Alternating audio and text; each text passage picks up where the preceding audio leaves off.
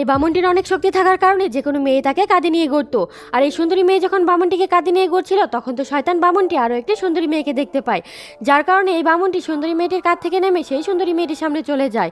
সে তার সাথে কথা বলার চেষ্টা করলে সুন্দরী মেয়েটি তাকে রিজেক্ট করে দেয়, কিন্তু তখনই বামুনটি জাদু করে সেই সুন্দরী মেয়েটিকে অনেক সোনা গয়না দিয়ে সাজিয়ে দেয়। এটা দেখার পর তো সেই লুবি মেয়েটি বামুনটির উপর অনেক ইমপ্রেস হয়ে যায়, আর যার কারণে সে বামুনটিকে কোলে করে তার বাসায় নিয়ে আসে।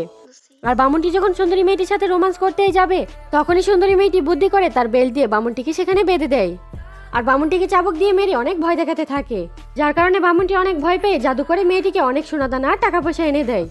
এত সোনাদানা টাকা পয়সা দেখে তো লোভী মেয়েটি অনেক হাসতে শুরু করে দেয়, আর বামুনটিকে সে সেখানেই বেঁধে রেখে চলে যায়। কিন্তু টানা অনেকক্ষণ জাদু করার ফলে বামুনটির চেহারা অনেক নষ্ট হয়ে গেছিল, কিন্তু মেয়েটি তাকে বেঁধে রেখে যাওয়ার কারণে বামুনটি সেখান থেকে ছুটতে পারছিল না। বাঁধন থেকে মুক্তি হওয়ার জন্য সে অনেকক্ষণ ধরে জাদু করতে থাকে, আর এতক্ষণ ধরে জাদু করার ফলে বামুনটির চেহারা আরো শুকিয়ে গিয়েছিল, আর সে সেখান থেকে নিজেকে মুক্ত করে নেয়। আর সেখান থেকে মুক্ত করে শয়তান বামুনটি আবারও সেই মেয়ের বাসায় চলে যায়, মেয়েটির জীবন অতিষ্ঠ করে দেয়। আর এই যে আপনাদেরকে বলছি, কখনোই টাকাওয়ালা কাউকে দেখে তার জীবনসঙ্গী হতে যাবেন না। যেখানে ভালোবাসা আছে সেখানে নিজেকে বিলিয়ে দেওয়ার চেষ্টা করুন।